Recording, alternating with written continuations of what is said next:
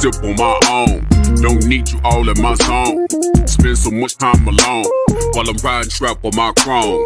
Always sip on my own, don't need you all in my zone. Spend so much time alone while I'm riding strap on my chrome. Been out of these streets, nigga trying to eat while I duck police. Own family stealing from me. I'm on the phone being pray, but white Jesus can't save me. Get him away from me. I don't know what to say. So many niggas hating me. Get him away from me. Always sip on my own, don't need you all in my zone. Spend so much time alone while I'm riding strap on my chrome. Always sip on my own, don't need you all in my zone. Spend so much time alone while I'm riding strap on my chrome. Always sip on my own, don't need you all in my zone. Spend so much time alone while I'm riding around with my chrome. Always sip on my own, don't need you all in my zone. Spend so much time alone while I'm riding around with my chrome. Trying to keep it on the true side, nigga. Laying low to play it cool now, nigga. Ass niggas on the team, I've been known to get the green ever since I was 2-5, nigga. Coop hanging out the roof, nah, nigga. Cause I ain't stunting on them. Put my whole team on so they ain't wantin'. When niggas doing bad, you know that they be hating on you. Get the hoping that you fall, they be waiting on it. Bullshit get bread from the envy. Best friends get to looking like enemies. When you got it in this bank account empty. Perfect recipe to brittle out of jealousy. Looking from a bird's eye view. Learn from everything I've been through. Told my baby girl, if you ain't spending life with the nigga, never let him put a dick up in you. Cause if a nigga wrong, I'ma check that shit. And when you paper long, never flex that shit. Told my son, when you getting money, never trick it to a bop and flip it over, then invest that shit. Give a lot of game, trying to bless my kids. Gotta keep it real, that's the best shit. Got hitters up in Philly, back in Texas. When I get up on the track, yeah, I wreck shit. Always sip on my own, don't need you all in my zone. Spend so much time alone while I'm riding strap on my chrome. Always sip on my own, don't need you all in my zone. Spend so much time alone while I'm riding strap on my chrome. Always sip on my own, don't need you all in my zone. Spend so much time alone while I'm riding around with my chrome. Always sip on my own, don't need you all in my zone. Spend so much time alone while I'm riding around with my chrome.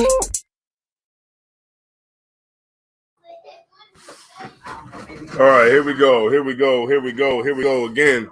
Y'all know what it is, man. It's the ISUPK scripture breakdown class, of course. You know, I'm gonna be holding it down.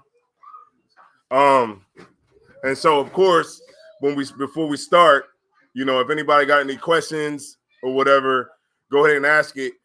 If I can't answer it, then I'll defer it up to a captain or the general. All right.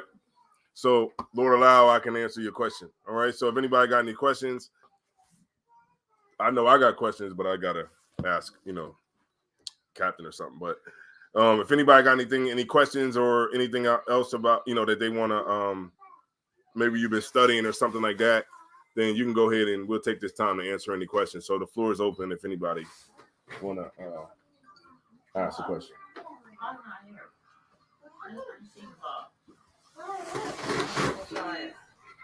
No questions?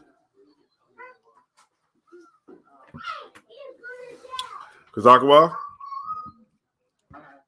No questions? All right. Brother Steve, any questions? No? Not off the top. Power Bob. Y'all good? Y'all solid? Yeah, solid, right? All right now. All right. Go ahead, sis. Yes. And Ecclesiasticus too. Wait a minute. Yeah, Ecclesiasticus. Yeah. But yeah, Solomon was Proverbs, and Psalms is King David, and Song of Solomon, of course, is Solomon. Yeah. So good question. All right. Anybody got? Go ahead. Yeah.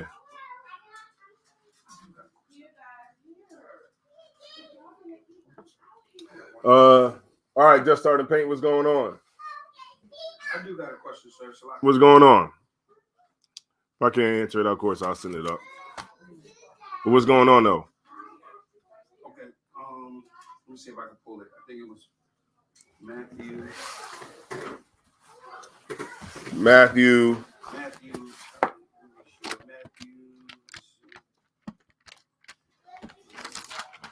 Verse 30. Matthew 19, verse 30. Matthew 19 and 30. All right, let me see. Matthew 19 and 30. Does this got anything to do with the regeneration?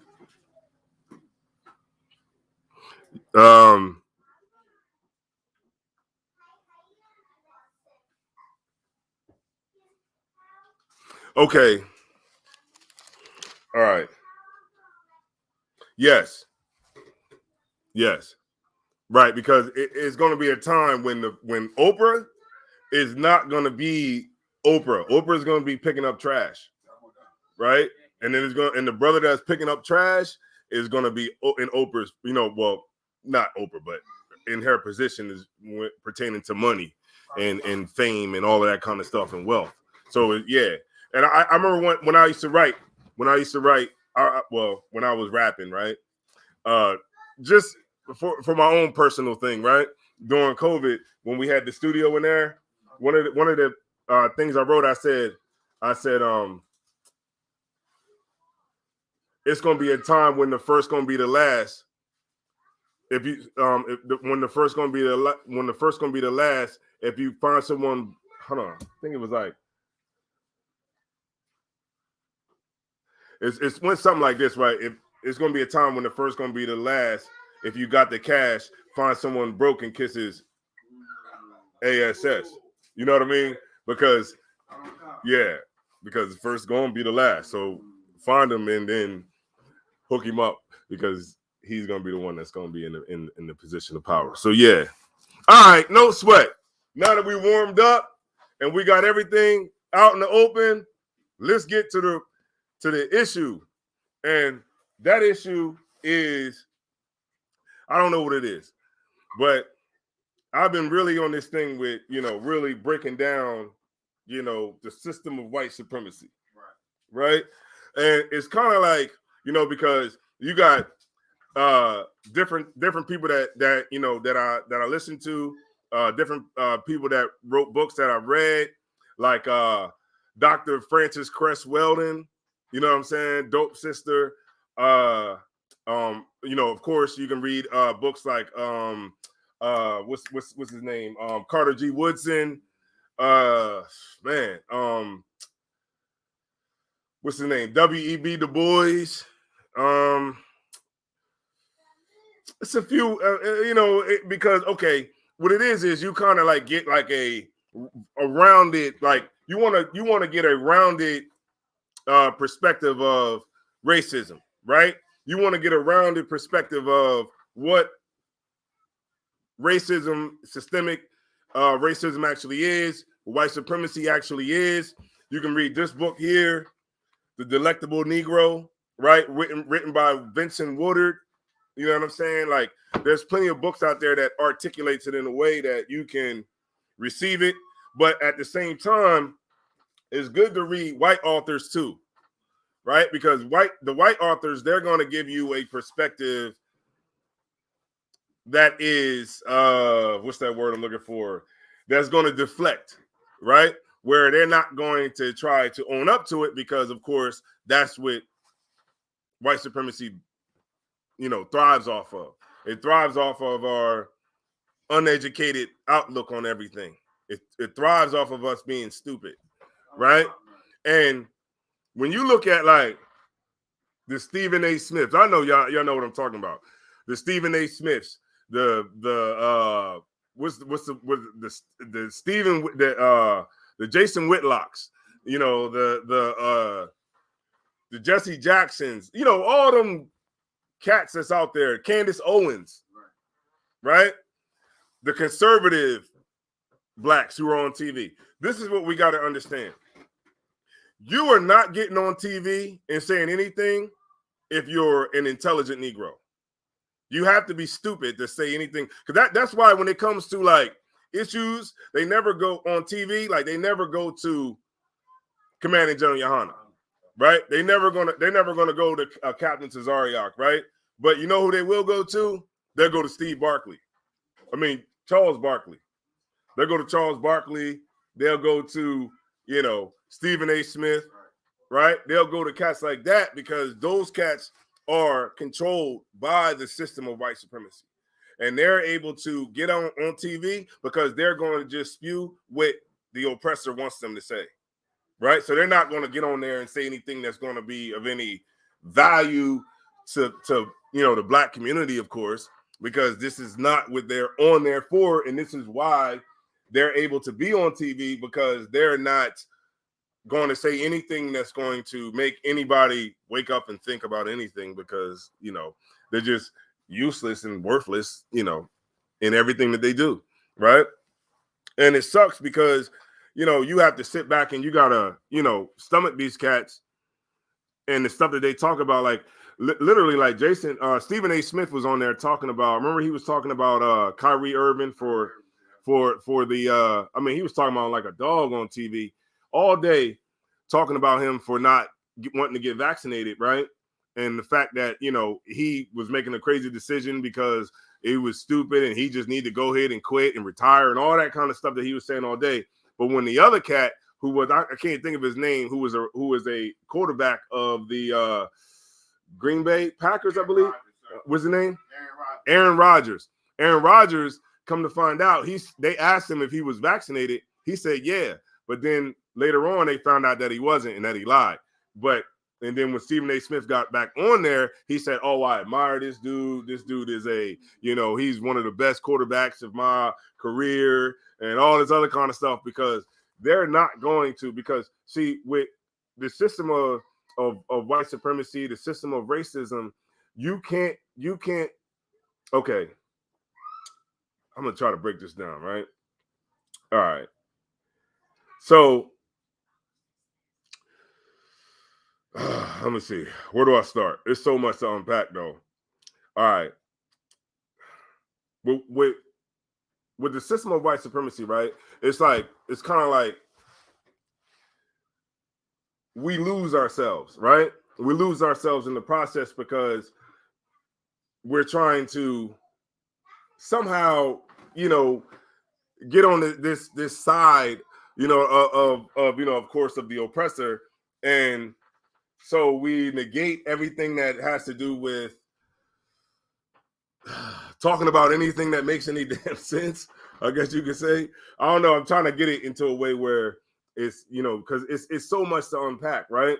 But I'm gonna add some scriptures in with it too, so that we can, get a clear understanding of it, right? All right. So 1 second. Where is my scripture? Oh, here.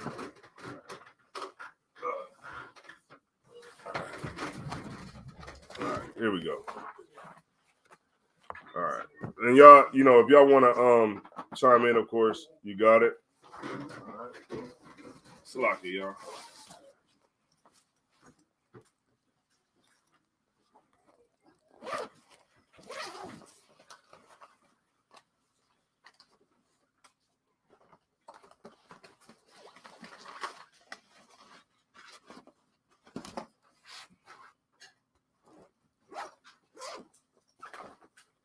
right, here we go. All right, there's that.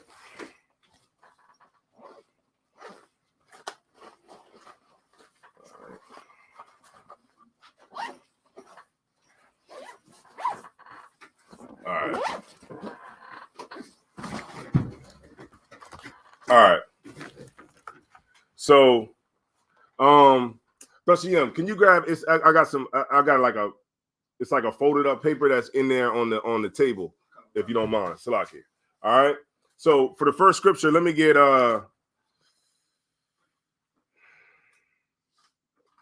Isaiah 59:1.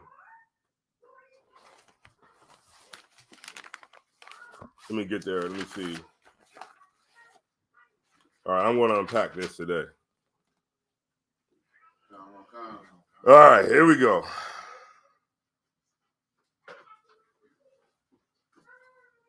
Oh, the water. Appreciate that. All right. It's just some notes I had. All right. All right, 59:1. Isaiah 59:1.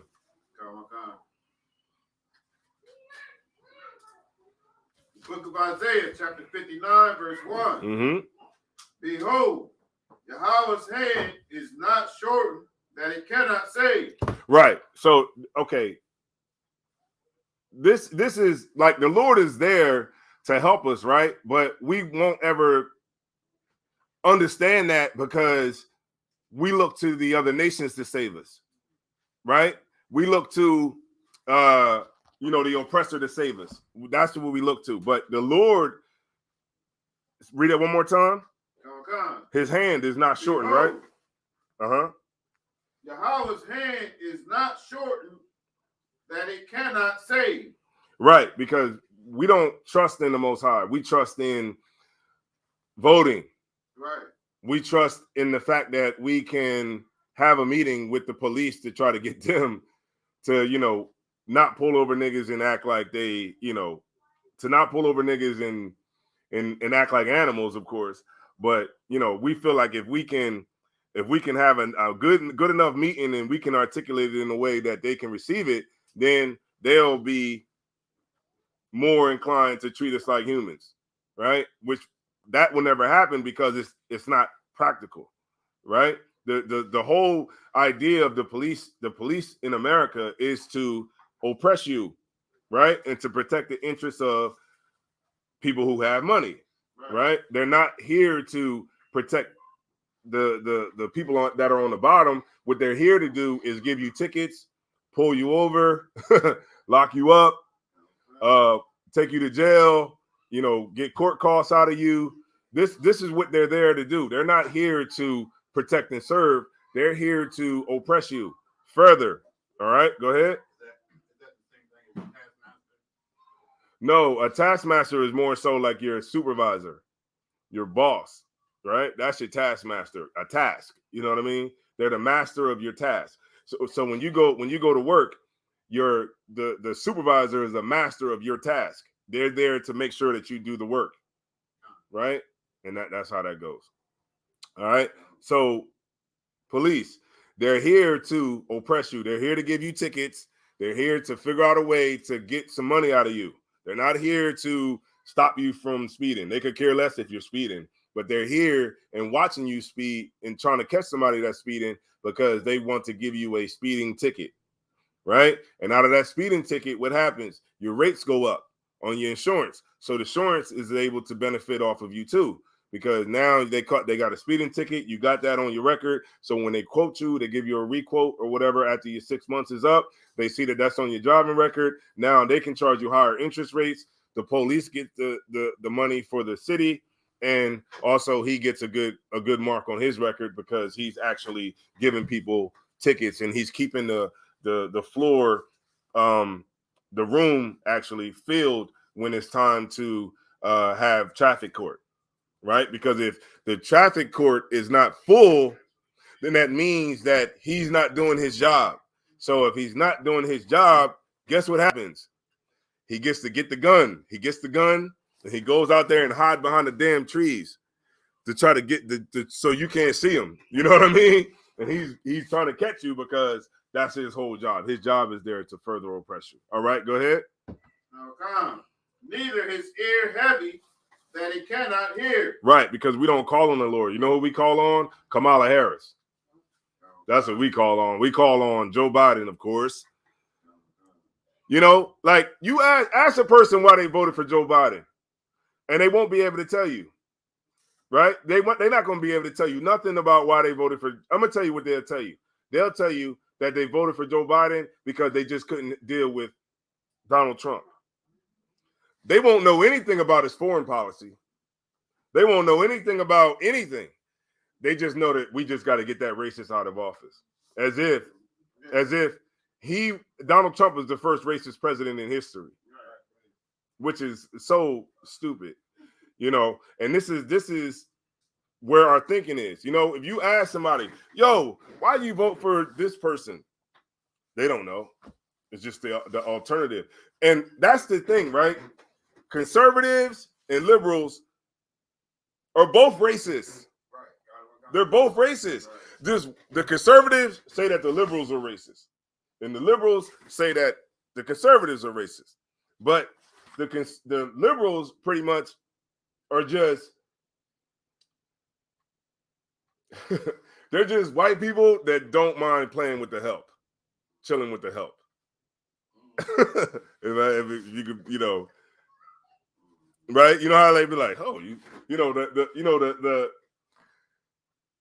had like a, like if you had like a, like a rich, like a say, but like it was like a rich like dinner for like y'all know y'all seen this in movies where it's like a rich like high society dinner, and then you might have like a white person that's there who's there, and they might say something or be talking to like a maid or something like that, and they like talking to the help.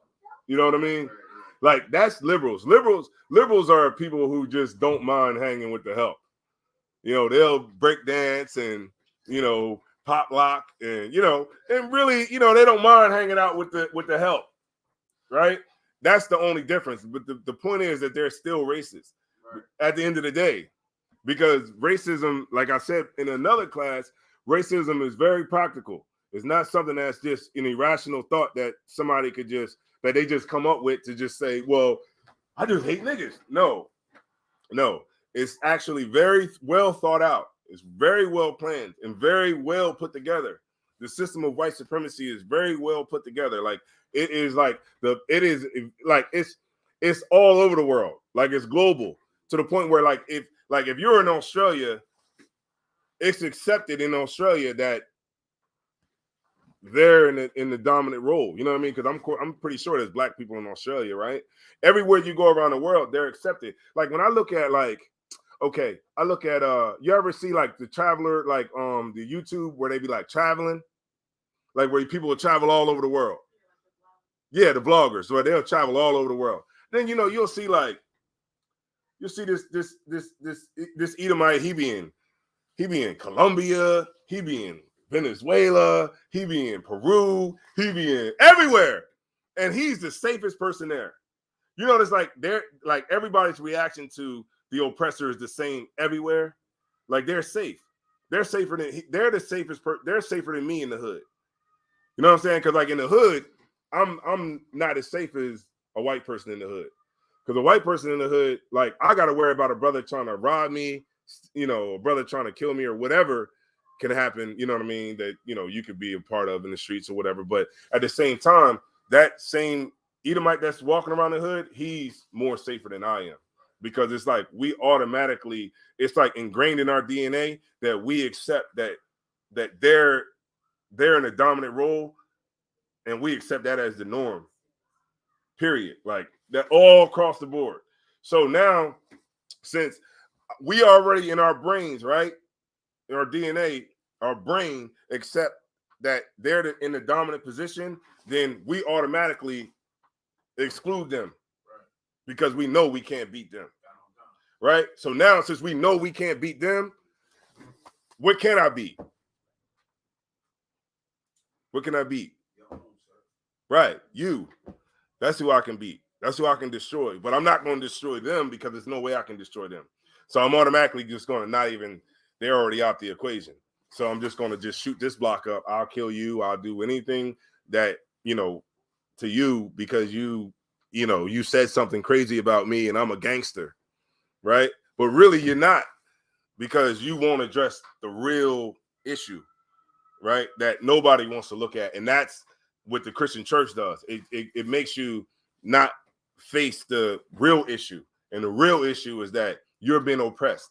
And these people, and when you try to like come up and you try to, say something about it, they'll deflect every time. They'll deflect it every time, right? But keep going. Slocky, I love this topic. Go ahead. Book of Isaiah, chapter 59, verse 2. But your iniquities have separated between you and your God. Right, because we want to sin, because we want to follow Halloween, right? Like, it's hard for like the other nations to respect us. They're not going to respect you if you're saying justice for Ahmaud Arbery, but you out here celebrating Halloween. Like, you're like, it's no way that they're going to accept you, because who would accept somebody who's double-minded like that? You know what I mean? At one minute, you want to, like, we all woke until Christmas time. Right? Keep going. Come.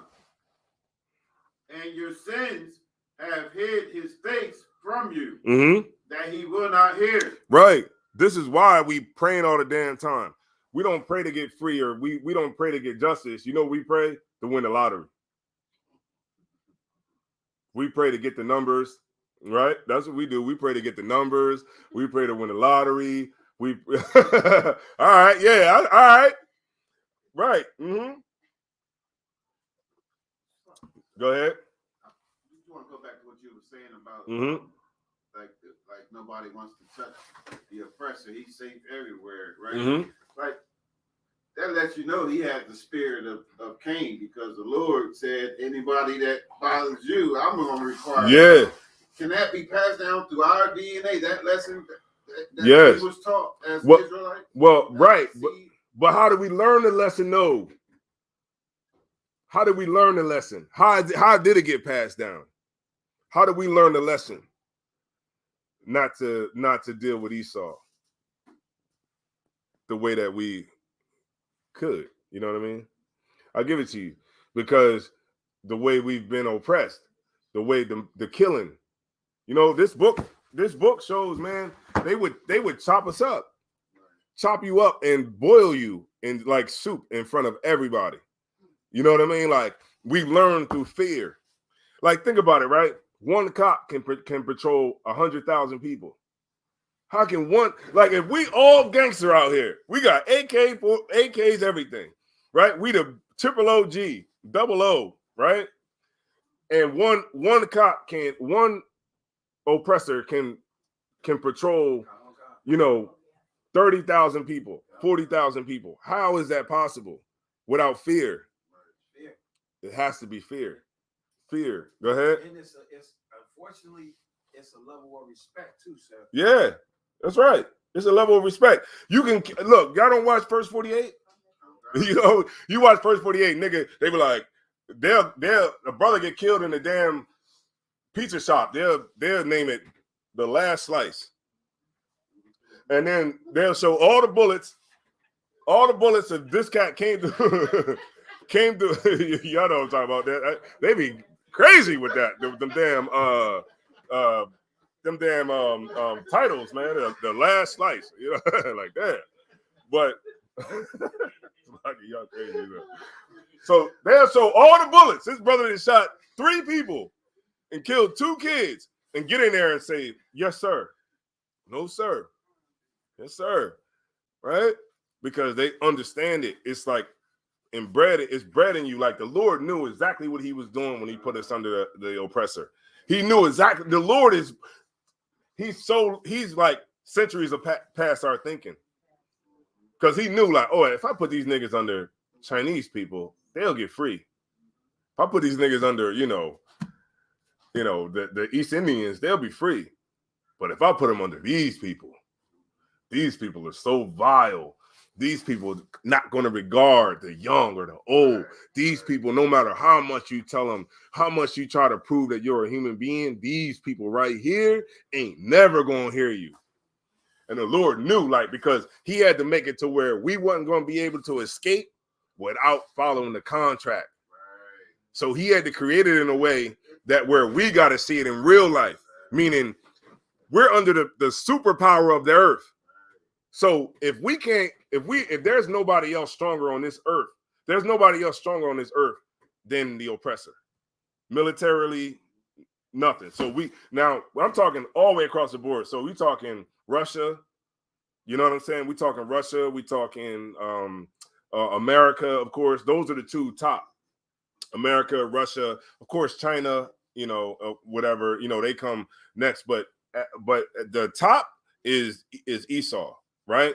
So the Lord knew that he made Esau powerful, that nobody on this earth was going to be able to beat Esau. You know what I mean? And so if Esau is the most powerful thing on this earth, what would take down Esau? Right. Something that's not of this earth. Right. That's the only logical thing. Right. Because you can't. It's like, what we going? All right. How can it happen? Right. I seen guys like, we just got to put our money together. Who the hell are we going to give it to? You?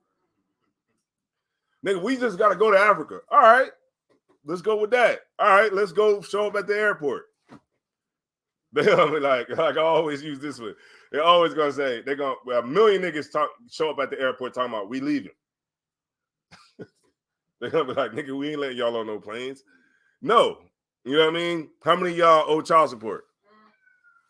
That's going to take about half the crowd right there. How many of y'all got felonies? Oh, how many of y'all got passports?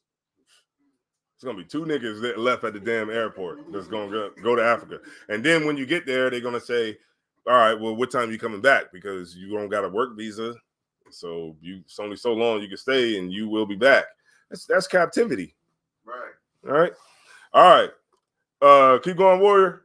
Mm-hmm. Verse 3. For your hands are defiled with blood. Right. They defiled with blood because our leadership, they don't never speak up about nothing. Never speak up about nothing. They just let everything just go. They just let us just, perish, right? And then when we do, it's like they don't never tell you the devil's coming. They just respond when the devil gets you. All right, go ahead. Your lips have spoken lies. Mm-hmm. Like what? Like vote for vote for Joe Biden, and if you're black, right? What do you say? If you got an issue of not, what do you say? How do you say it? If you don't vote for me, you're not black. Right, you're not black. Right. Those are lies, man. Lies that they tell people. Lies that they tell us. All right, go ahead. Your tongue has muttered perverseness. Mm-hmm. Verse 4. None calleth for justice. We don't want justice. You know what we want? We want to all come together. We want to, figure out a way we can get America to act right, which will never, ever happen because, remember, racism and white supremacy is the way that they survive. So if you're telling them that they can't be white supremacists or you're telling them that they can't be racist, then you're basically telling them that they can't survive because that's ultimately what it is. It's like they have to be they're actually the minority, of course, right? But they have to always appear to be the majority, right? So when you get in certain jobs, they have to be the majority at the job, right? The majority in a leadership role, right? They have to be the majority in corporate America. They have to be the majority in Fortune 500 companies, right? They have to be the majority in their neighborhoods. and if it starts to look like they're not the majority in their neighborhood, what will they do? Leave and go to a neighborhood where they're the majority, right? This is how it works, right? This is not something that is irrational. This is something that is very practical. Now, if you can't understand that, then you just do not understand white supremacy at all. All right.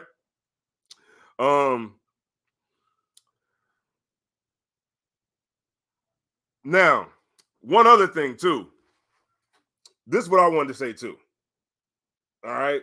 For the people that do say, I got a white wife, or a brother that might say, a sister that might say, I got a white husband.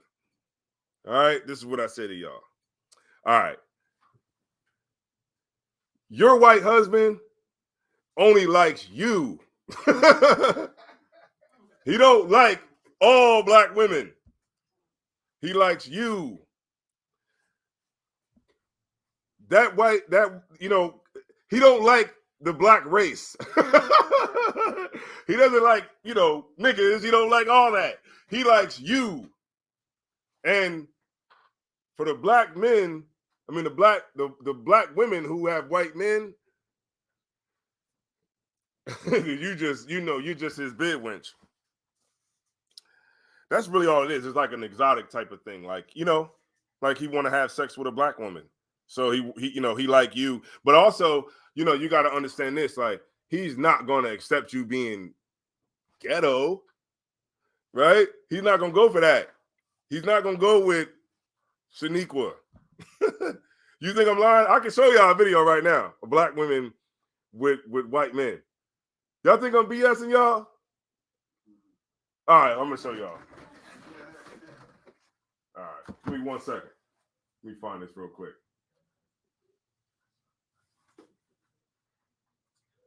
All right, the computer on. Come on, don't fail me now, computer. Thing out. Let me show this thing. All right.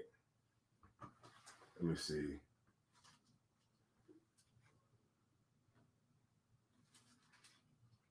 Okay, so now I want to move slow. Come on now. All right. Let me see. Give me 1 second, y'all. Okay.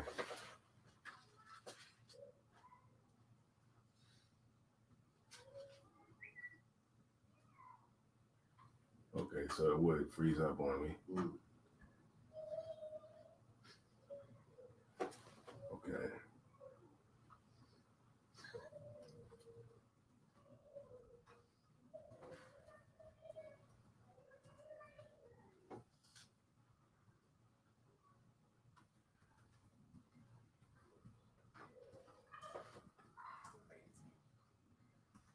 Hold on 1 second.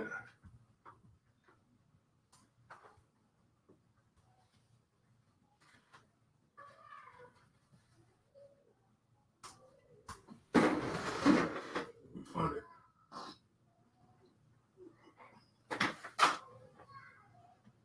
Y'all gonna be like, man, when y'all see this, y'all gonna be like, man, this is crazy.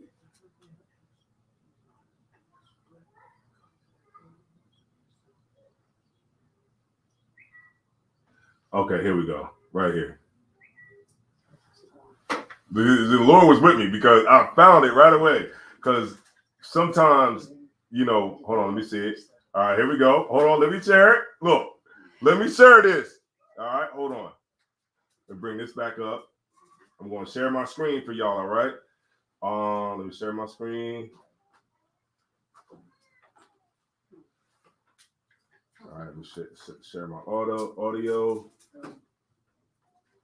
And it's called Are Black Women Submissive to White, Only Submissive to White Men? I'm going to show y'all exactly what I'm talking about. This will bring my point home.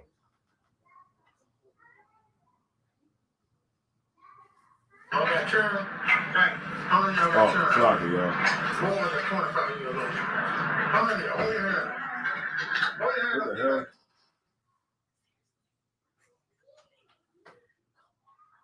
Okay, here we go. All right, let me bring it into the stream. All right, I'm bringing it into the stream now. And now we're going to go ahead and play it. All right. I'm going to make my screen a little bit bigger. And there y'all go.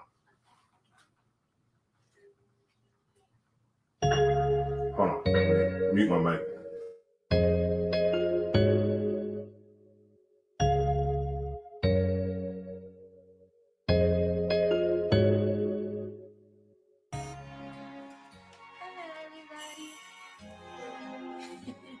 This is my boyfriend, Vincent, and Oppressor. Who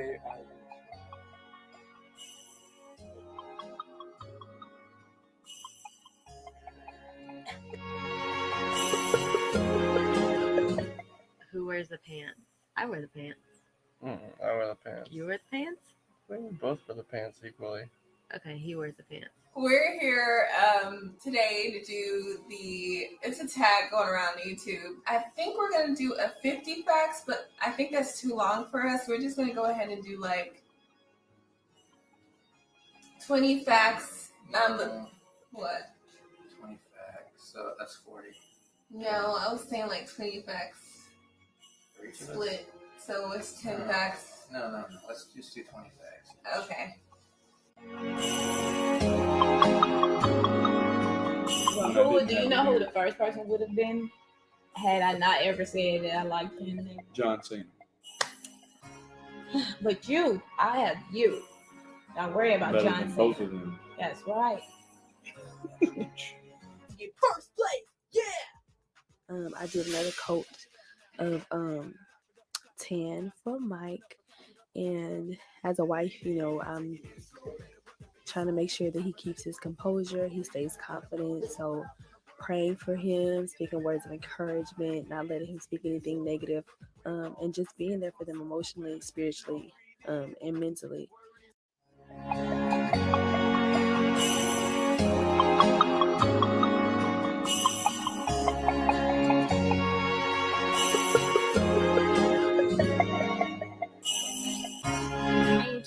My name is Keisha, and this is my husband, Josh. We're going to be doing the interracial husband tag. I was like, I'm tired of dating. I hate dating. It sucks. I don't want to do it again. I want to be single the rest of my life.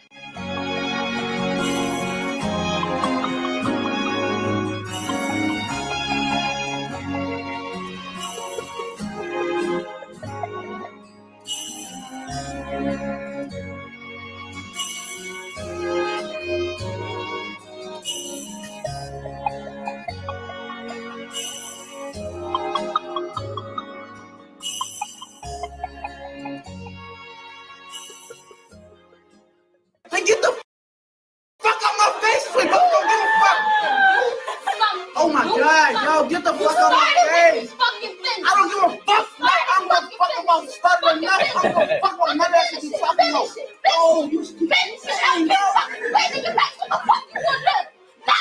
Shut the fuck up, bitch! You mad at my fuck you? Yeah, I'm telling you, man. Now, what is you asking me for? You better quit touching me.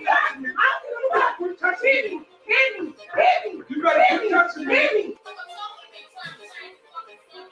You mad because I didn't have to tell you about it on my phone. You mad, bitch, because I took somebody else because your bitch ass wasn't available. I don't give a fuck. I told you, bitch, and you wasn't there, so shut the fuck up. Shut the fuck up. You stupid, bitch. I don't give a fuck. You my goddamn debit card. You my fucking debit card. Slamming my shit. You my motherfucking debit card. Give me my goddamn debit card. Look, give me my motherfucking debit card. Stupid bitch. $30 for that shit. You better stop hitting her shit. Bitch, that's like $31. What is wrong with y'all? Over a song? You just did! You just did! The fuck you talking about? The fuck you talking about? The fuck you talking about? I wouldn't suck your dick. I would eat a pussy before I suck your small dick, bitch. And I'm not gay. That's how you know you lying. I wouldn't even suck your dick. I would eat a pussy before I suck his little nasty dick. That dick with all that cheese on it.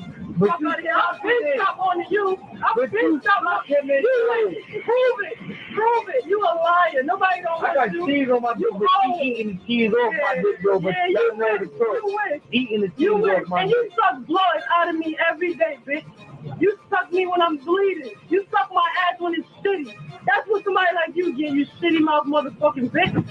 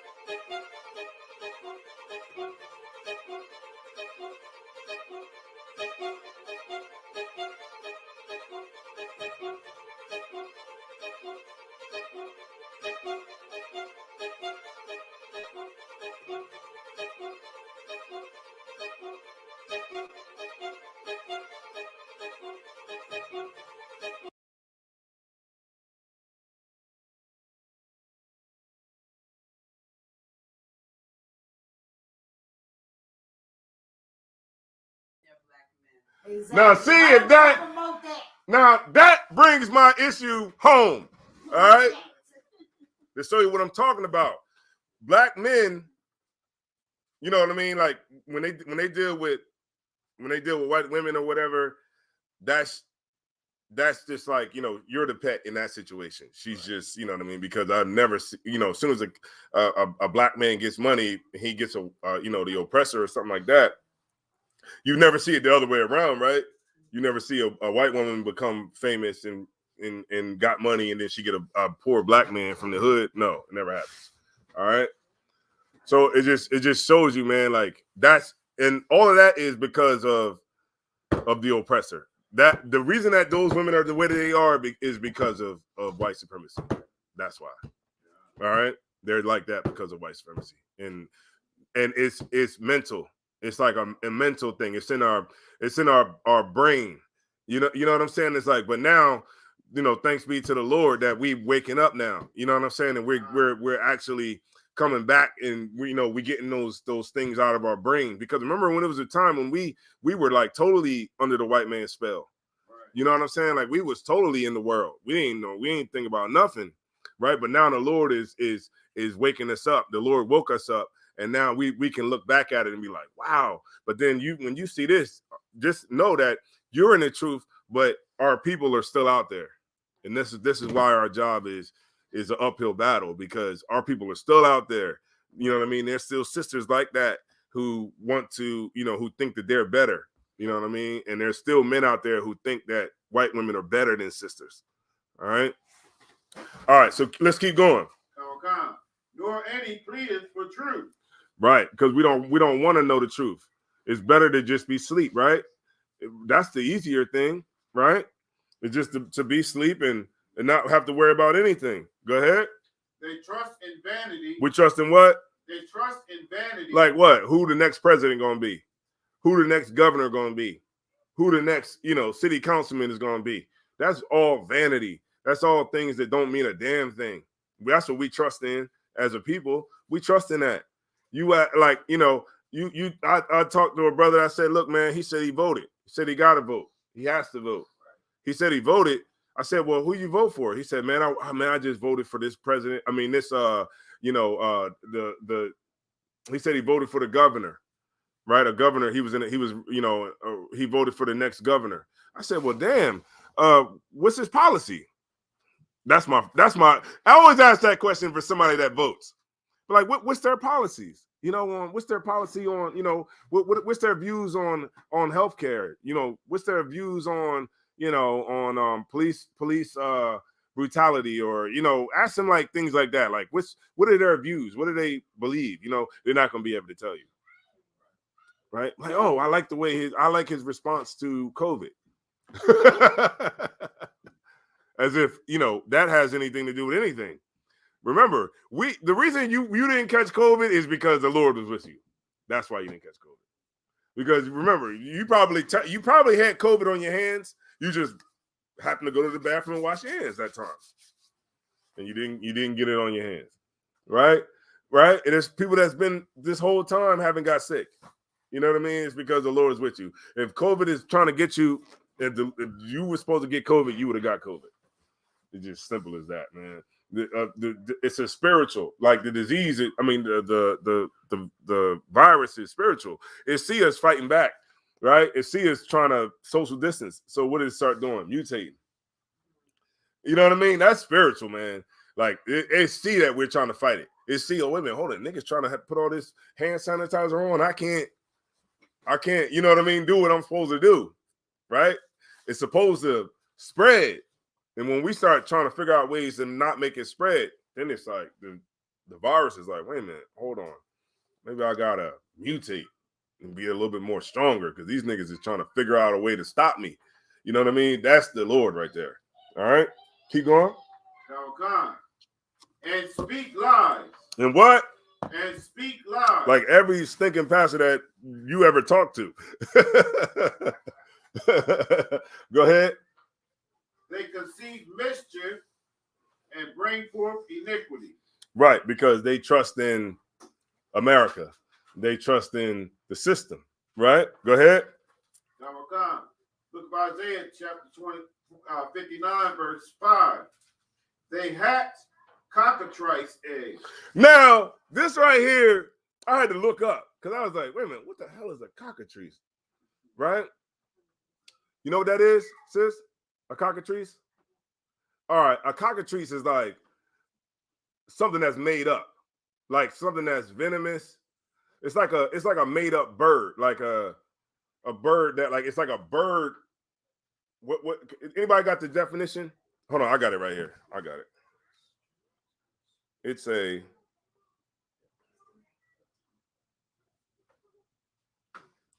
hold on, I got it right here. It's like a mythological bird. And it's poisonous, it's like venomous, right? Hold on, let me see. Bring it up. So a cockatrice, right? Hold on, right. Is it real though? Or is No, it's not real. Yeah, it's like a mythical beast. Right. It's like and it got a head of a what? It's like a head of a. Hold on, Salakia, a cockatrice.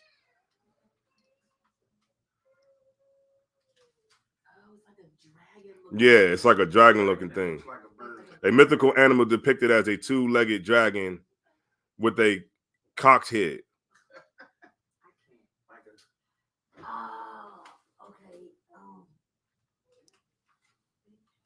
It's like it says with one that everybody will catch on to. If y'all got kids, y'all know that movie Mulan about the Chinese girl who wanted to be in the army. She had that little tiny dragon flying bird thing. Right. That's a cockatrice. His name was that though. I think it was. Cocker something was his name, but that little bird that flew around beside her.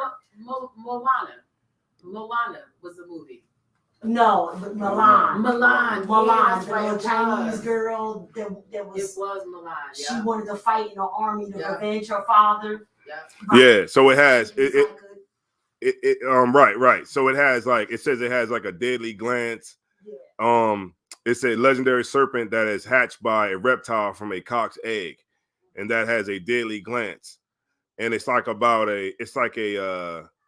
you know, like the eggs is like it's like venomous, it's poisonous, and things like that, right?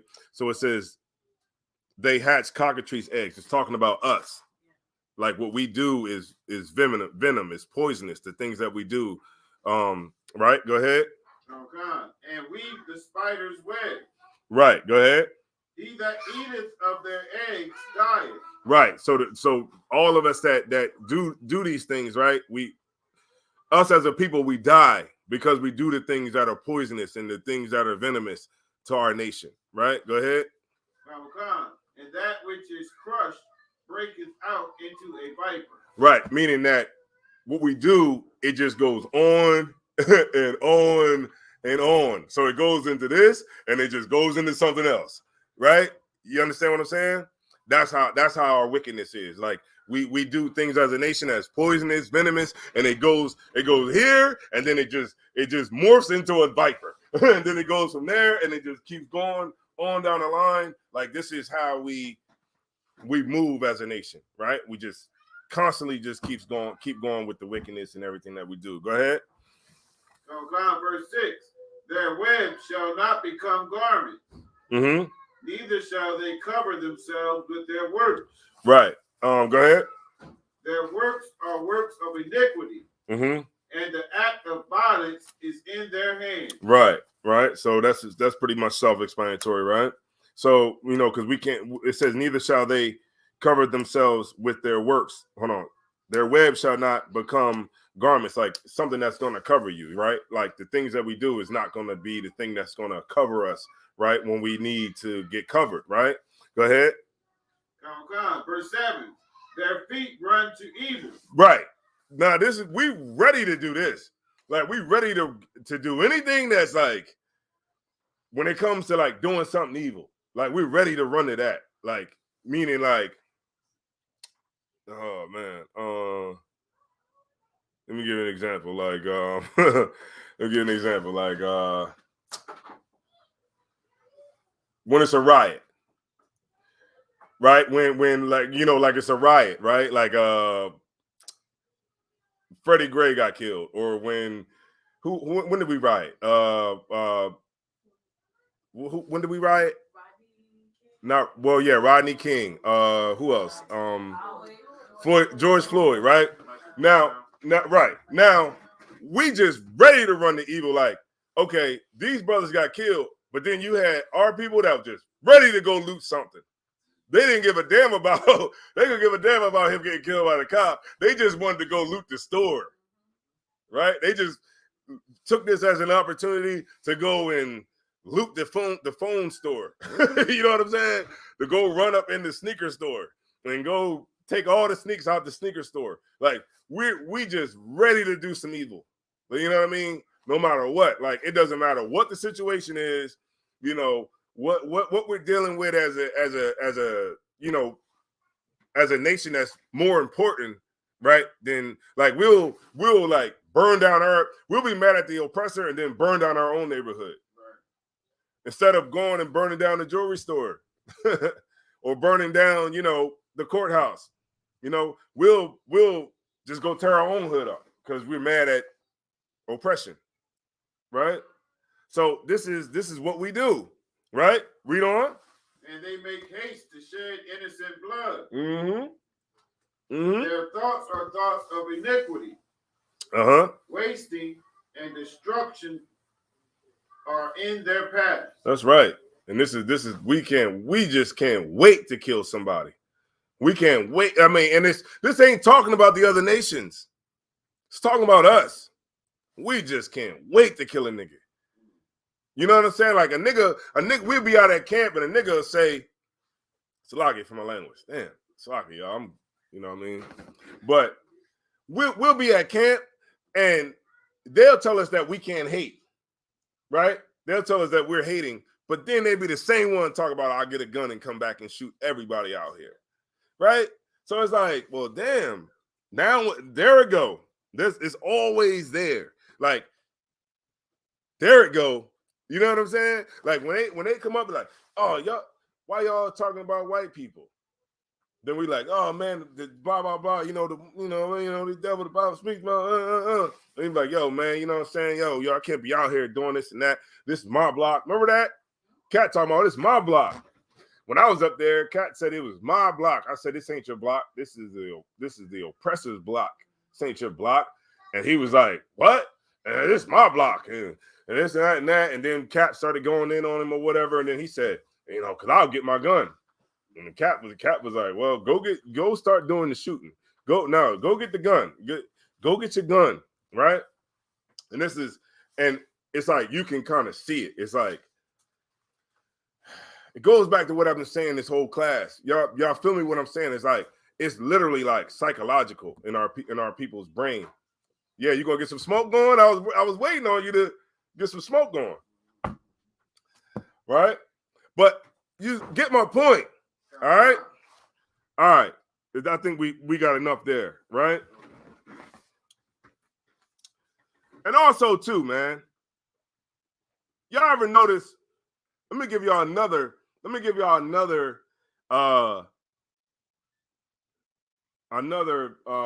fun fact about white supremacy. They is going to take this video down. All right, I'm gonna give you another fact about it. Right? You ever notice why? You ever notice how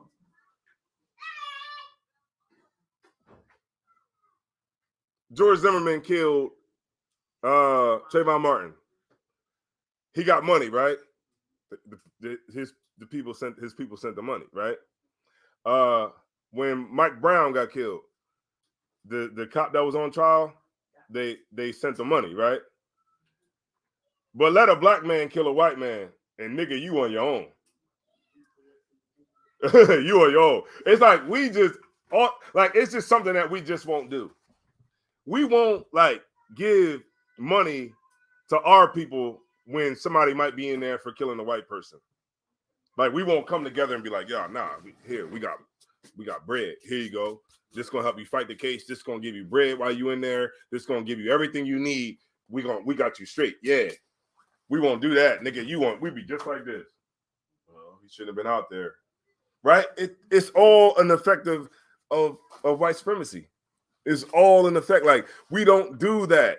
Like when the Chinese, who was it?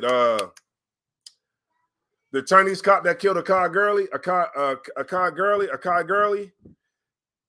What happened with the Asian community?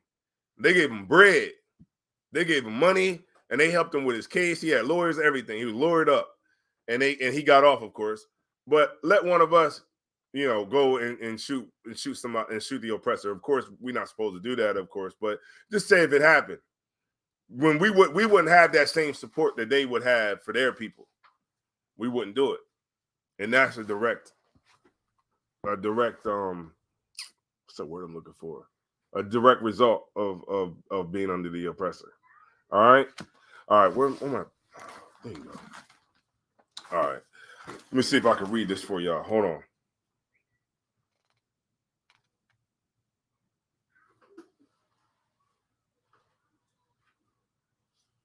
All right. So I'm not going to read that, right? I'm not going to read that. I don't want to go too far into it. Hold on. This one is page 23.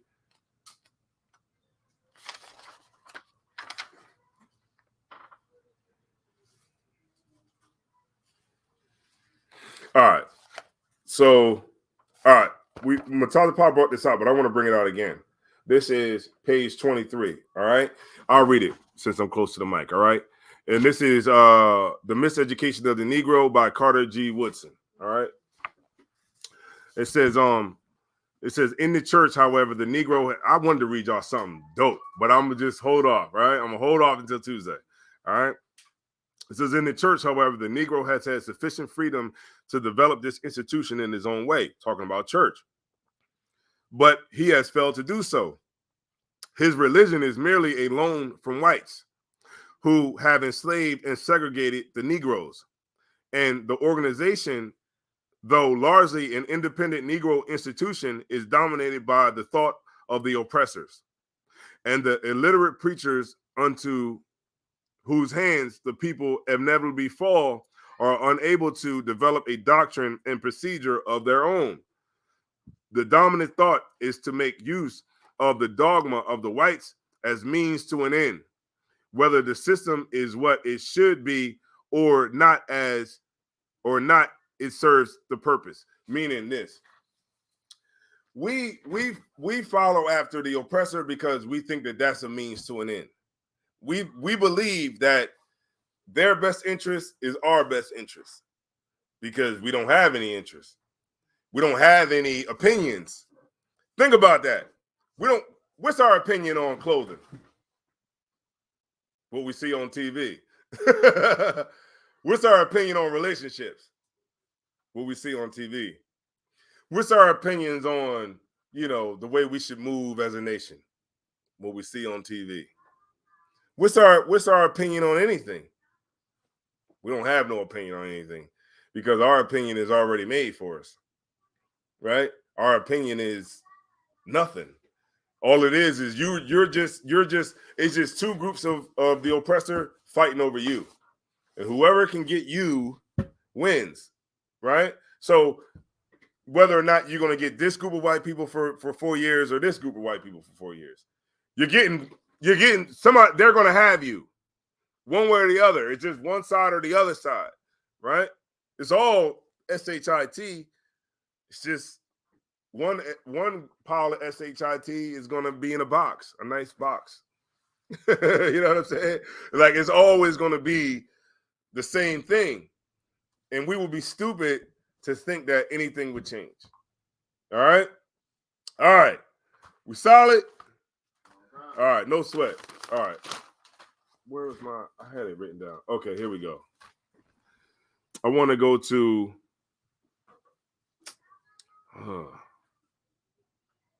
Ecclesiasticus 11 and 14.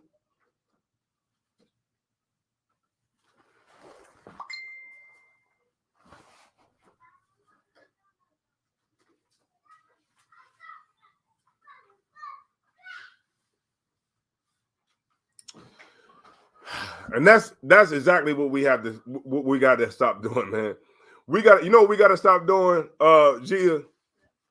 We got to stop trying to educate white people about black people. We got to stop trying to do that. All right, because that does not work. Doesn't work, Power Bob. We've been trying to do it for 500 years. We know we should start educating ourselves. Then when we educate ourselves, we can uplift ourselves. Period. It's real simple, right? We got to stop trying to figure out a way to, like, you know, it's something freeing in the fact that I don't want anything from them. I don't want anything from you. Like, literally, like when I go to work, like, it's cool. Like, what's up, man? You know what I mean? I go to work, what's up? Good morning. How y'all doing, man? Y'all all right? All right, no sweat. Because I don't want nothing from you. I don't want you to feel like you got to see where I'm coming from. You don't have to worry about me going to the game with you. You don't have to worry about me showing up to the company picnic. You ain't got to worry about none of that because I'm not trying to rehabilitate you because I understand that that's something that's not going to work because you can't make straight what the Lord made crooked. You can't do it. It's impossible. We tried it. Like, literally, like Martin Luther King's dream is a nightmare. Right. Like, in order to believe in the dream that we are going to come together, you have to be asleep. All the way asleep. You got to be, like, literally in your bed asleep to believe in the dream that Martin Luther King had because it was a dream, right? So this is what we got to understand. We got to understand that we got to stop trying to educate the oppressor. All right, let's stop there. All right, and race mixing ain't gonna work. We think we have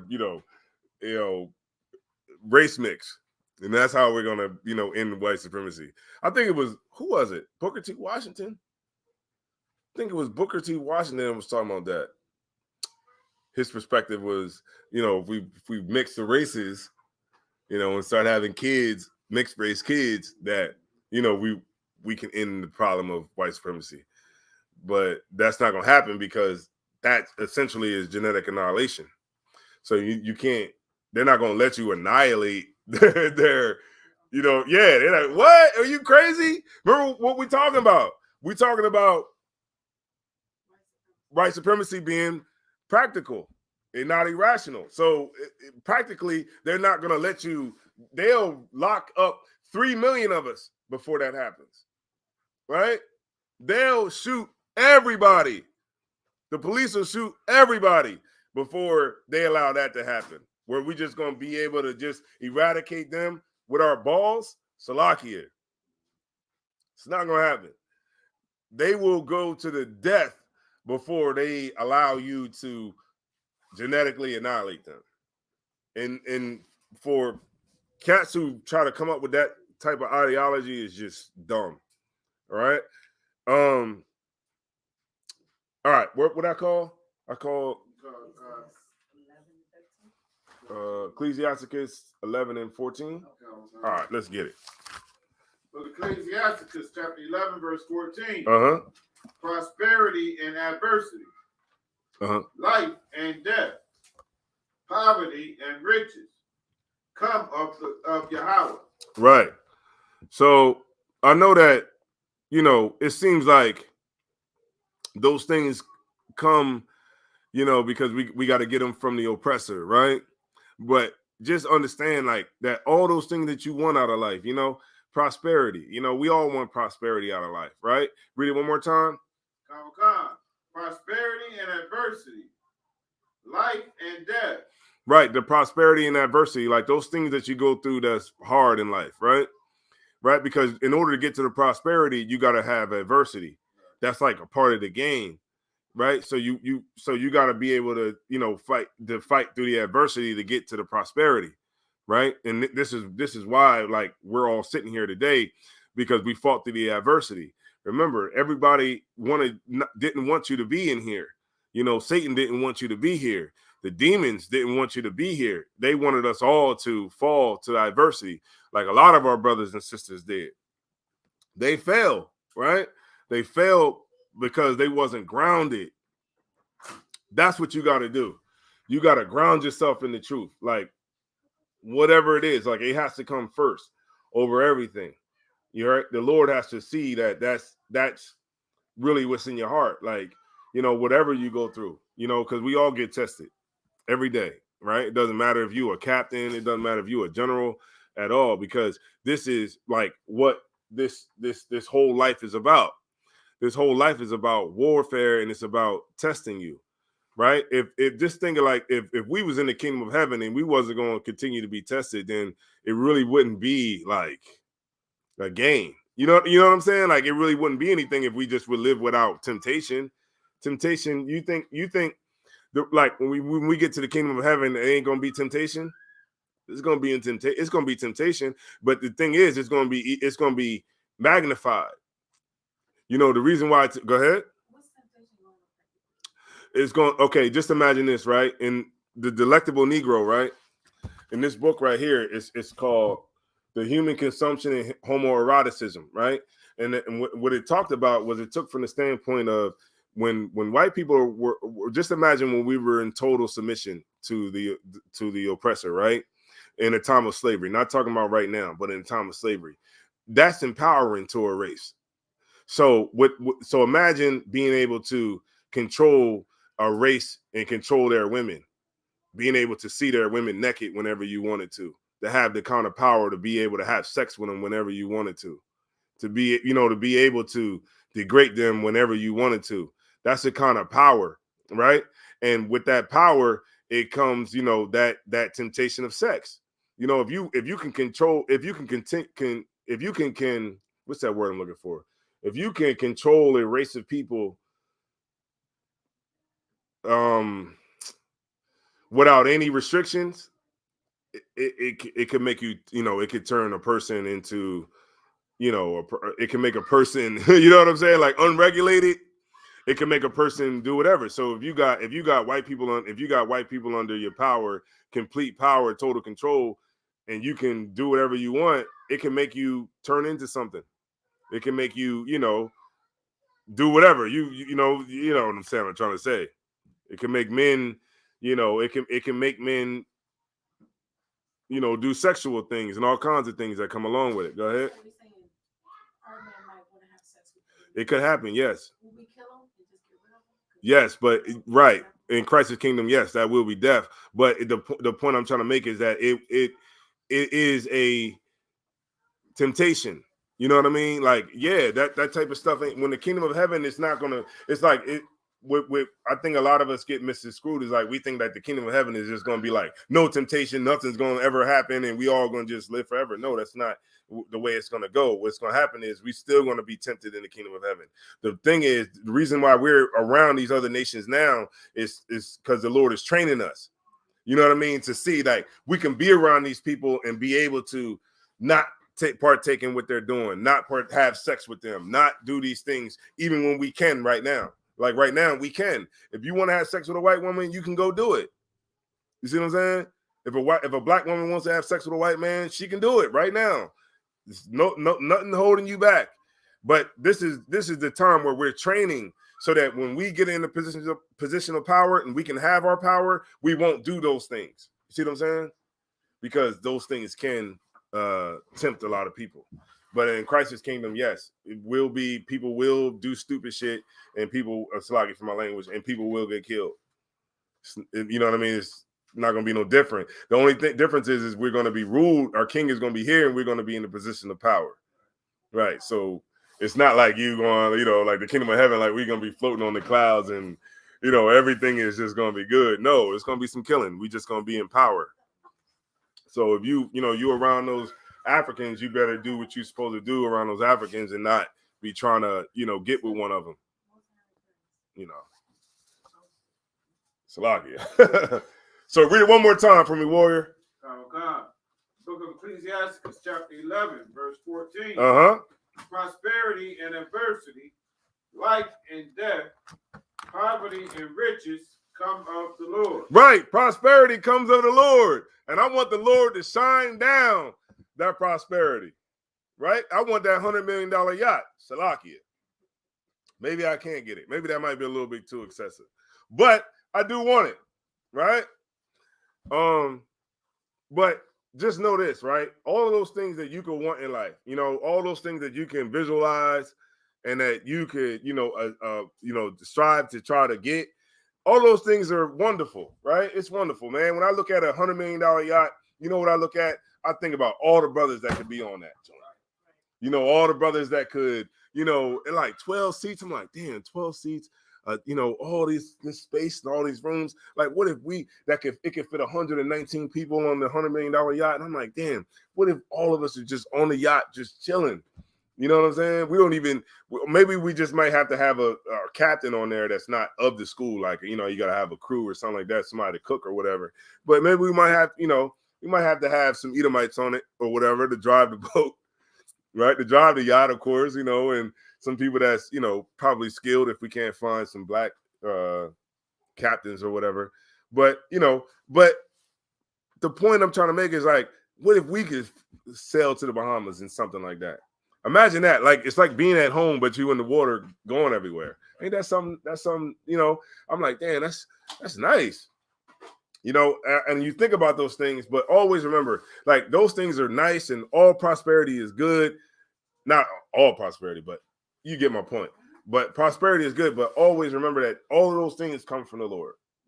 If you keep the Lord first, you can get all those things. They can be added to you, but you got to keep the Lord first. You can't think that that's the tell-all be-all, all right? Is you having money and all that, right? Keep going. Verse 15.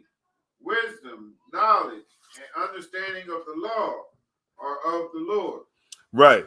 So remember, the fact that y'all brothers and y'all sisters in here have understanding, remember that comes from the Lord, because, man, when I pray, man, I pray that I get understanding, right? I pray that in the time that, that the time gets presented to me, I'm able to say the right things. You know what I mean? I'm able to hold my own. You know what I'm saying? Like I'm able to protect, the camp. You know what I'm saying? Like, because remember, like when we remember, because the camp leader is the line of defense for the camp. You know what I'm saying? So I want to make sure that when that time comes where I have to be that first line of defense to the camp, then I can say the right things. I can handle it the right way, and I can do everything and hold fast to what I was taught, right? That's what you always want to do. So any brother that is a leader in the school, this is what you want to do, right? You want to be that first line of defense. Sister, you want to be that first line of defense, right? If a sister comes up against the school, you want to be that first line of defense and say, what the hell are you talking about? You know what I mean? Are you talking about Matazi Allah? The niggas ain't brothers, or what I'm talking about, right? You just want to always be that first line of defense for the school, no matter what. Because, man, I talked to Commander John Yohana. I talked to him 2 days ago. No, the day before yesterday. You know what I mean? Like, he just called me on some regular shit. Salagi, y'all, my language. But he called, you know what I mean? He just called me and he's like talking to me on, on some regular stuff. And he just like, yo, what's going on? How you doing? See what's going on down there in Delaware, man. I like those brothers, and you know what I'm saying? It's like, if I hear anything bad about the school, or if somebody say something, if we in the street, no matter where, it's like, are you talking about him? You know what I'm saying? When you say that this school ain't nothing or whatever, are you talking about you, Matazi Allah, who drive up here, you know what I'm saying, and spend your time, Gia, who brings food every night, you know what I'm saying? Kazakawa, Power Bob, who is here, you know what I'm saying, that is a part of the school and a very intricate part of the school. Are you talking about those people? Because if you're talking about them, then everything you saying out your mouth is a lie, right? That's how you got to get it. Like, you got to get to a point where you don't look at the school as a school. You look at it as people. And once you get to that point, then you in the game. Now you can get grounded. You can watch stuff on YouTube and won't get swayed. You know what I'm saying? Because a nigga, you'll watch a video. If you ain't grounded in the truth, you'll watch a video on YouTube and be like, well, I'll be damned. It do say that. See, it do say that the Gentiles, it do say that, it do say love thine enemy. And you'll watch some idiot's video and you'll just straight up, I can watch anybody's video. I can watch anybody's video and I won't be swayed off of what I believe already. You know what I'm saying? Off of what was taught to me by the generals. It's nothing you can say to me. Like you can say anything and it won't matter. You know what I'm saying? Because I'm like grounded. So nothing you can say will take me out of here. It's nothing. So, that's how you want to get. You don't want to let nobody sway your the way you feel about the school or the way you feel, because what you say? Yeah, you want to like think of the school as me. You know what I mean? As you, as Gia, as Kana, as Powerboff, as Kazakawa, you know what I mean? As Mataziala. Like, think of the school as us. Don't think of the school as like it's something, you know what I mean? Like the University of Alabama. You know what I mean? Like, don't think of it like that. Think of it as the people. And if you think of it like that, I mean, then you good to go. All right? And what you say? Somebody said church? Who said? Yeah. All right. All right. Go ahead, Warrior. You got it. Now, God, love and the way of good works are from him. That's right. Right on. Verse 16. Error and darkness had their beginning together with sinners. Mm-hmm. And evil shall wax old with them that glory therein. Right. So you don't want to glory in somebody. Like, you can get like all the prosperity and the riches and all that stuff you want. That's all good, man. Like, that's dope. Get that. Because I believe that, man, I would love to see a brother or a sister, you know what I mean? Like, in that position where they could, help people and affect their lives and all that kind of good stuff, man. That's dope. We should live in a nice, clean, big, nice, good house. You know what I mean? We should drive, nice, good cars. You know what I mean? Powerbomb. You know what I mean? I would love to see Powerbomb in a Lamborghini. What you talking about? Huh? What you talking about? What? That'd be dope. I'll be like, yo, she tripping. That'd be dope, right? But we can get all of those good things, man. You just gotta keep the Lord first in all the things that you do. All right. Let me give Romans 15 and 14. Let me get somebody else.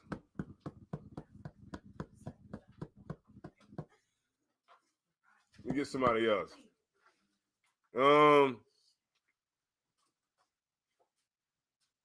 Let me get a sister. Let me get a sister to read something, man. Ain't nobody want to read. G, you got Romans 15 and 14, 15 and 4? Yeah. Mm-hmm. Oh, you can read it nice and loud. For whatsoever things were written aforetime were written for our learning. Right. Whatever things were written aforetime was written for our learning.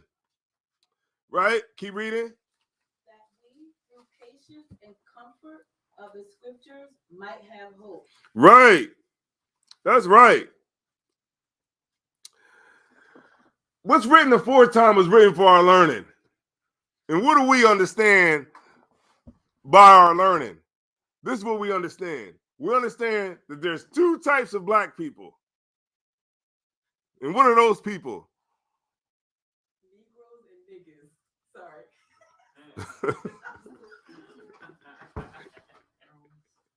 Sorry. All right.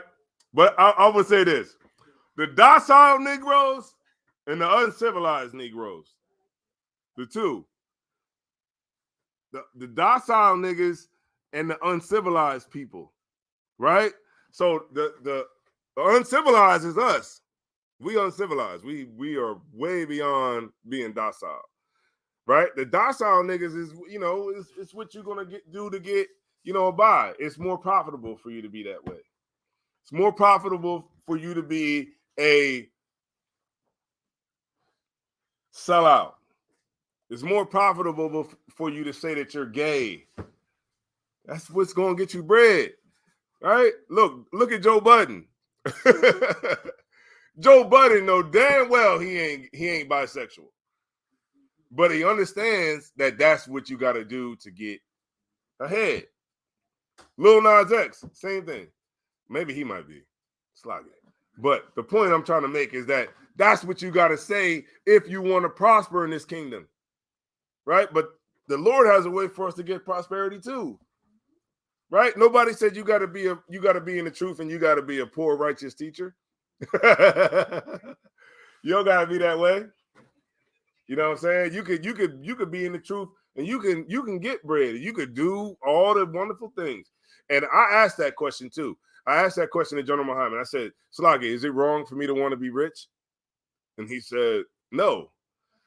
The thing is, you gotta understand, if it compromises your integrity, then don't do it. But if it doesn't compromise your integrity, then get it on. Bring that bread in here and set it out. That's what I'm trying to do, man. You know what I mean? That's what I'm trying to do. I'm trying to look. Thusser, you already know. I don't know. For some reason, I keep gravitating towards $100 million mansions. I don't know what it is. Maybe I won't spend that much money on the mansion. But I did see somebody who made an $8,000 investment that turned into $5.7 billion. Slovakia. $5.7 billion. Then maybe that $100 million don't seem like so much. I don't know. Slovakia. But at the same time, you know what I mean? Like, let's get it. All right. Let me get the falling away first. Could somebody get that for me? Falling away first. Falling away first.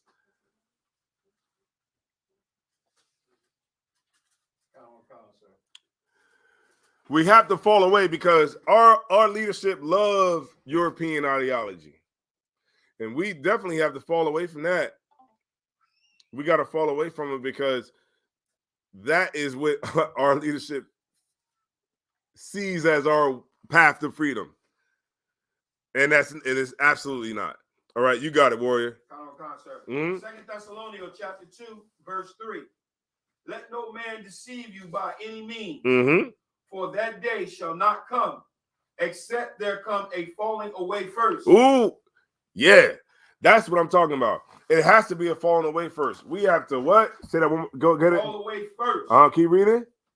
And that man of sin be revealed, the son of perdition. Right. The man of sin has to be revealed. Kamala Harris ain't gonna do it. You know what Kamala Harris does? She epitomizes the problem. She epitomizes the problem. You know why? Because she just got to get the black girl magic. Right? She got to get the black girl magic. And yeah, she got you. She got you. She bamboozled you again.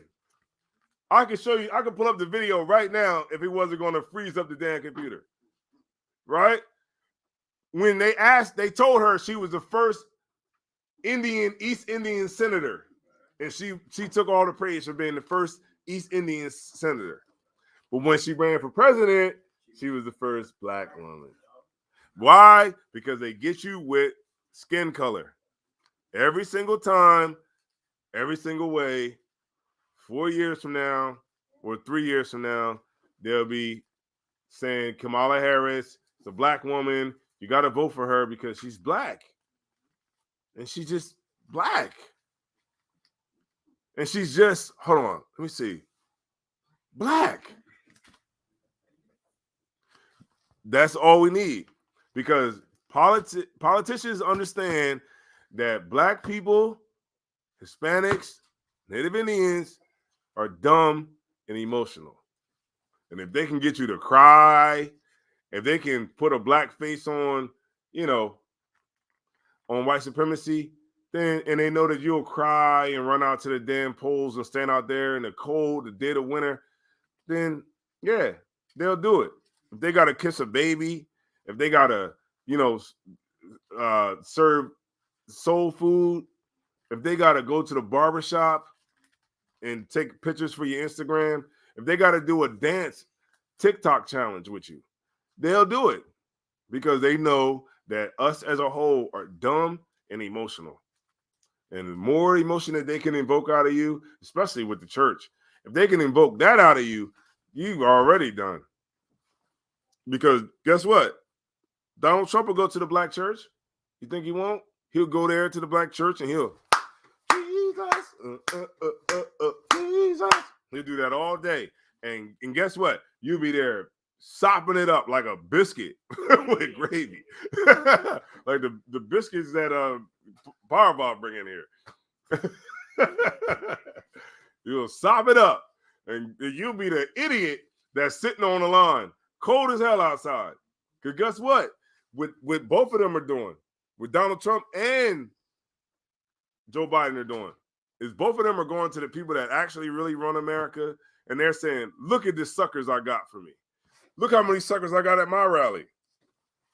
Joe Biden is saying, look how many suckers I got at my rally. And then the people that's running this place look at both of them and say, all right, seems like you can lie to people better. I'm going to give you my electoral vote. And that's what happens. And that's how it was done. The fool's game with voting. The fool's game with the two-party system that we just can't seem to understand because we don't understand history.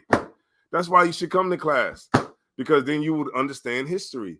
You would understand that the fool's game with America and the Constitution is a two-party system.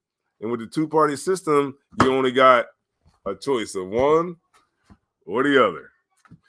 It's the same wing attached to the same bird. It's not really different. All right. It comes a falling away first, right? All right. So it got to be a falling away first. Now, how do we fall away? We fall away by fully recognizing who our oppressor is, fully understanding what he's here to do, fully understanding that we have to separate ourselves if we want to get out of the same, thing that we're stuck in. All right. And that's being insane, right? All right. All right.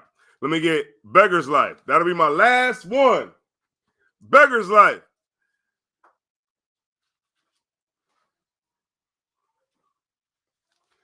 Remember, gaining the respect of our oppressors should be the last thing that we should be trying to do. You know what I'm saying? Like, because that's our main goal, ain't it? Gaining respect. That should be the last thing we be trying to do. Shouldn't be trying to do that, right? Should give a damn about if they respect us or not. What we need to do is worry about ourselves and respecting each other, right? But what do? We'll get out there and we just try to get, like I brought this out, Thushy. Like they'll be like, they'll send a little black girl up there who's like she get all A's in school. She get A's, like all A's. She's in the gifted program. They'll get her to write a poem for the Black Lives Matter rally, and she'll get up there and be like, "The skin that I'm in. Why did you hate my black skin?" Right. To get up there and she'll articulate racism so well. They'll get Mary J. Blige to get up there and sing to Hillary Clinton. It's not an easy thing. I've seen Hillary Clinton before in person. She came to my high school. No, was it high school? Yeah, it was high school. I was in 9th grade when Hillary Clinton came.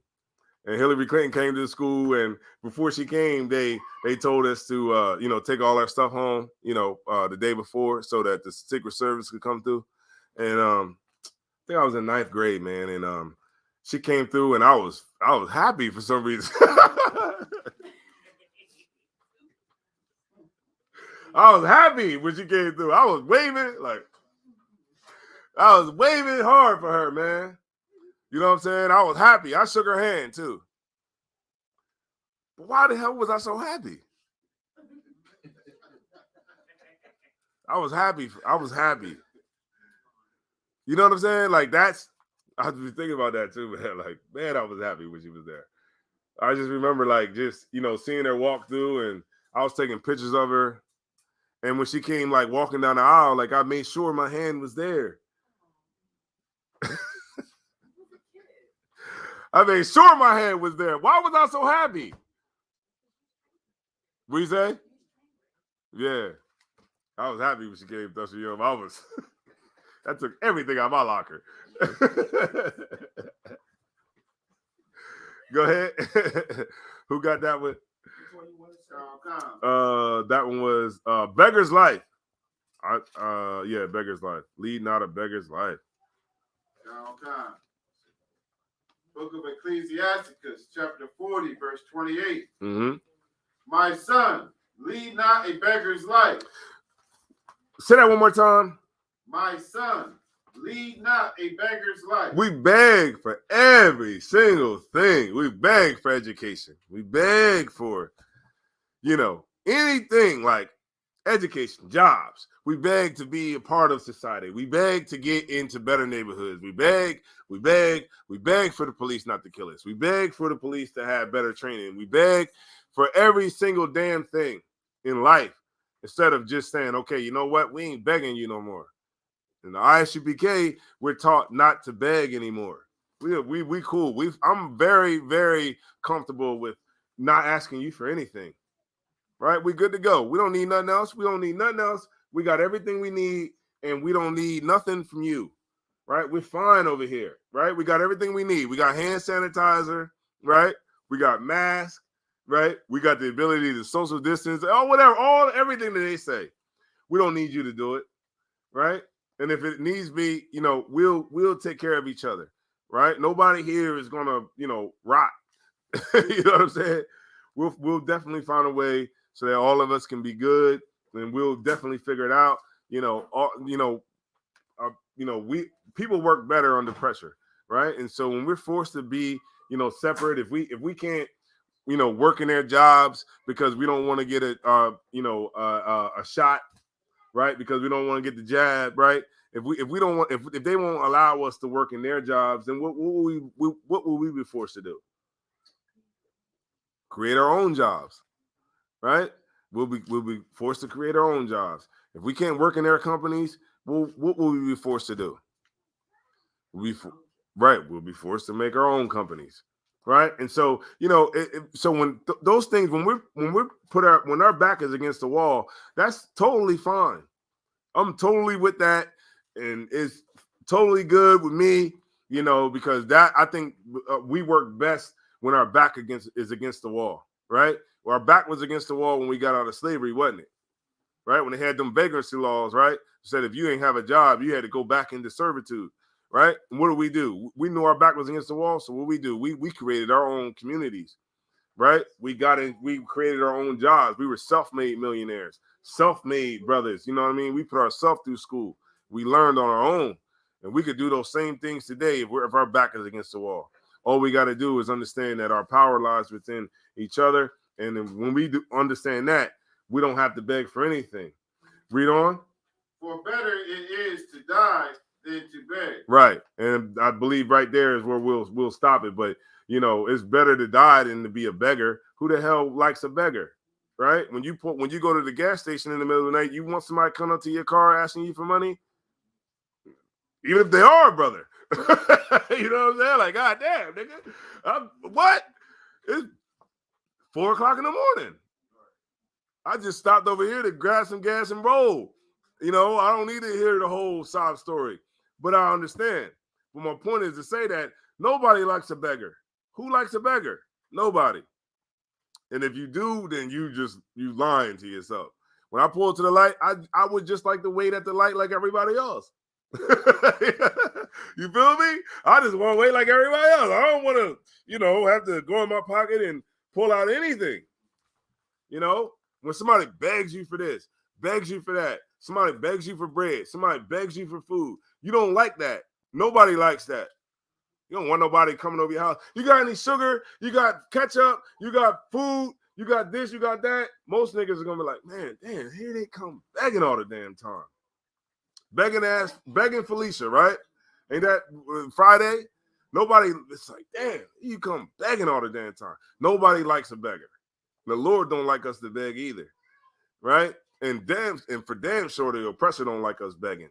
And when you beg, they hate you for it. And they hate you even more to the fact that you feel that you want to beg for equality, just for the fact of you even begging for equality is radical to white supremacy. And just in that alone, that radical idea of you wanting to beg us for equality is enough to exclude you out the game. And everything that we do, we'll do it to exclude you out the game because you trying to beg for equality. Nigga, are you crazy? Yeah, everybody got a dog, right? We love dogs. Dogs is cool, right? Cats are cool, but you wouldn't want to come home and the cat or the dog is on two legs telling you about what they want around the house. You love your dog, but you don't want them telling you what, you don't want them coming with no demands. Right? So, that's the kind of love we get. We get love like dogs get love. All right? And with that being said, man, I'm going to go ahead and end it right now. Hey, Thushiyam out there? Guess I'm going to keep talking until Thushiyam come back. So, can somebody get Thushiyam? Huh? Okay. And also too, man, we just have to, clear our brains, man. You know what I'm saying? Like clear our minds of, what we expect out of life and how we move forward, Like I've read some books, man. Some books y'all can check out too. You can check out the 33 Strategies of War by Robert Greene. You can also check out Mastery by Robert Greene. I read that too. Mastery is a book about, it's a book about the psychology behind reinventing yourself in life. You know what I mean? And understanding that, a lot of the things that we go through in life and a lot of time that we waste in life, man, is just, is just so BS. You know what I mean? So that's a good book you could read. You can also read this book right here called The Delectable Negro. I'm actually reading that right now. And it talks about like the paternalistic relationship that we have with the oppressor. You know what I mean? And go ahead, sis. Yeah. Yeah, he Edomite, of course. But he's an Edomite that is he goes at it from a psychological level with a lot of stuff. But it's definitely good. Mastery is good. It's not a read like I remember when I first read the 48 Laws of Power, I couldn't really understand it. You know what I mean? Because it was written in a way that you can't really understand it because it's what you say? I read it twice. Oh, you read it twice? Okay, Most High in Christ. Yeah. So I couldn't really understand it at first, but it's definitely a good read. Because like when you start to read a lot of books, it's good to like venture out and read like, you could read white authors, you know what I'm saying? Stuff like that too, because they have like an interesting perspective sometimes, like especially with racism, because it can give you the well-rounded and it can keep your mind grounded when you read books like that. You know what I mean? Like, because they're racist books. All right. So with that being said, man, go ahead, Parba. Oh, it's written by Vincent Woodard. Woodard, and he's a homosexual. He's a homosexual, and he talks about how he goes from the standpoint of homosexuals can be revolutionaries too. Yeah, but he also talks about like the sexual relationship between slaves and the masters. So it's definitely a good read. But it just shows you that, like, I mean, you can once you start reading, man, you can branch out, man, and start reading some different authors, man, and you'll get a well-rounded perspective of white supremacy and racism. All right. So with that being said, I'm gonna turn the class over to Precinct Officer Thushiyam.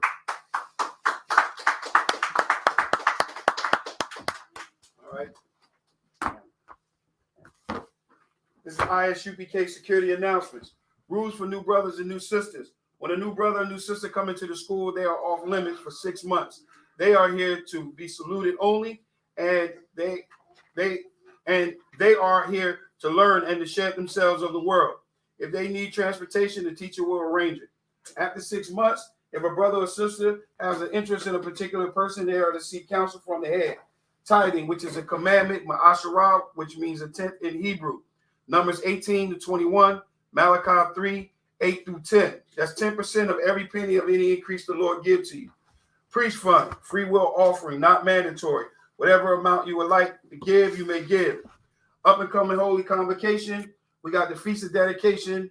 That's the 28th of November this month. But on the 25th, we have a cleanup. We're going to have a cleanup, and we're going to be painting.